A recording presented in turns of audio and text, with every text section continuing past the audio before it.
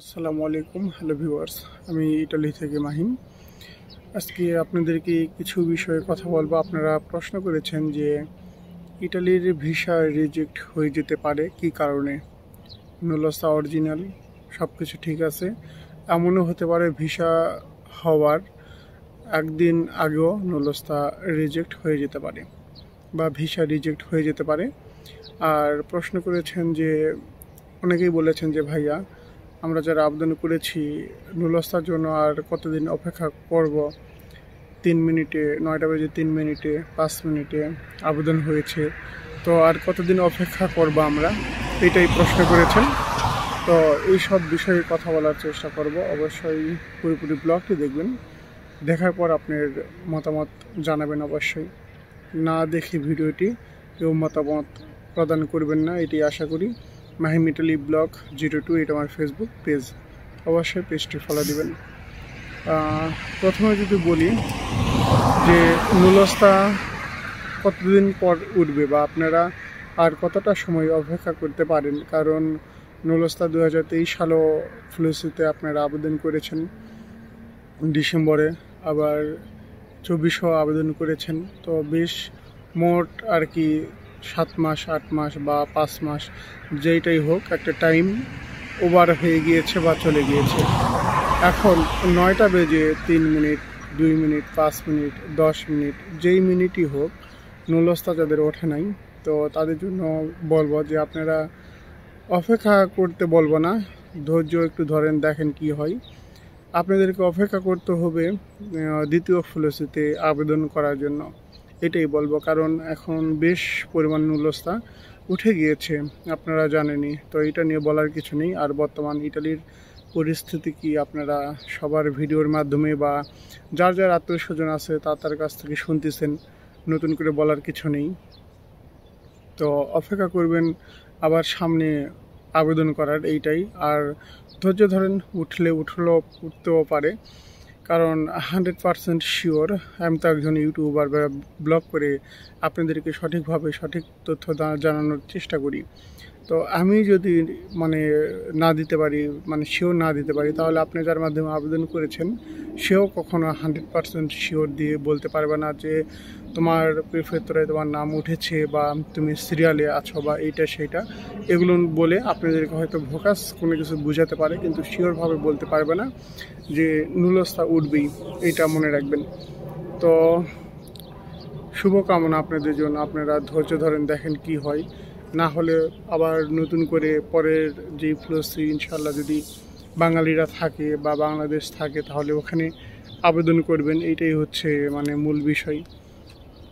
আর নুলস্তা উঠবার যেদিন নুলস্তা উঠবে, ভিসা পাসপোর্টে লাগবে, সব কিছু ঠিক আছে, একদিন আগেও আপনার নুলস্তা রিজেক্ট হয়ে যেতে পারে।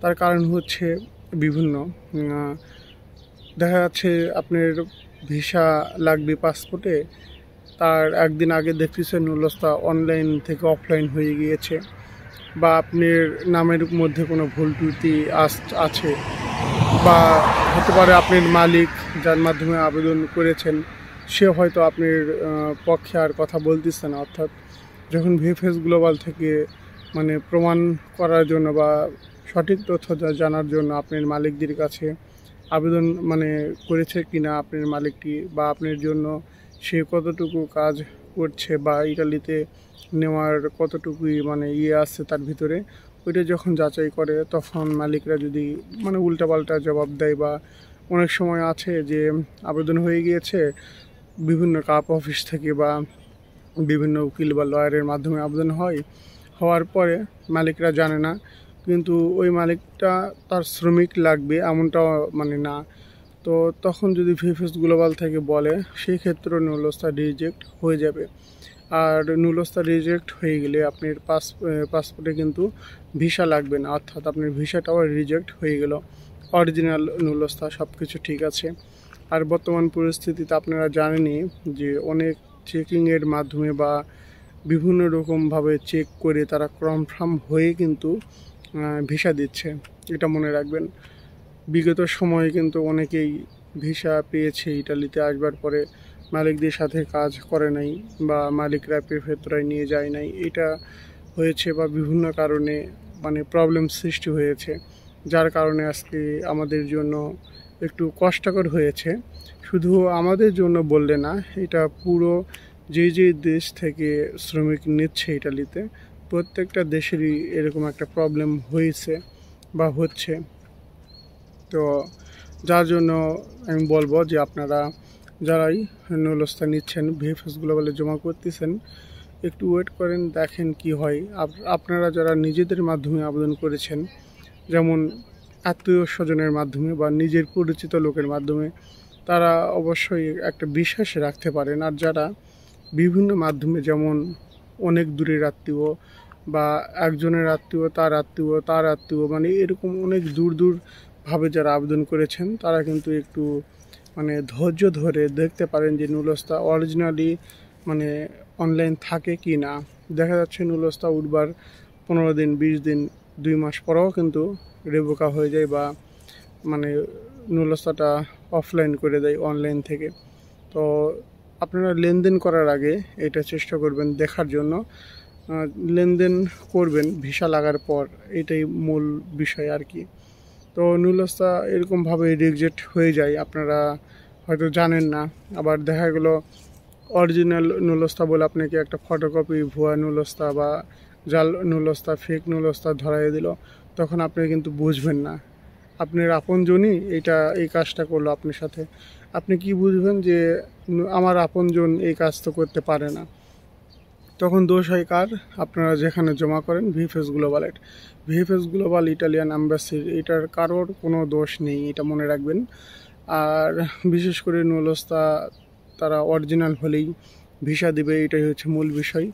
তো এখন আপাতত ইটালিয়ান অ্যাম্বাসি যেহেতু আর একটা নতুনভাবে করেছে, আশা করি খুব শীঘ্রই আপনারা ইটালিতে আসতে পারবেন বা তাদের যেই ত্রুটি ছিল কাজের, সেটাও চাপ একটা ছিল, ওইটাও কমে যাবে। আর আপনারা খুব শীঘ্রই নুলস্তা যারা জমা করেছিলেন ভিসা পান নাই, যারা পাসপোর্ট ফেরত চাচ্ছেন, ইনশাল্লাহ তারা ফেরতও পেয়ে যাবেন খুব শীঘ্রই।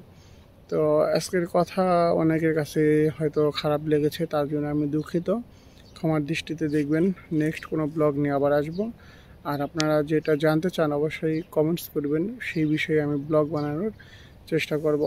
তো যাদের কাছে ভালো লাগবে অবশ্যই শেয়ার দিয়ে দেখার সুযোগ করে দিবেন অন্যজনকেও। তো আল্লাহ হাফিজ, আসসালামু আলাইকুম।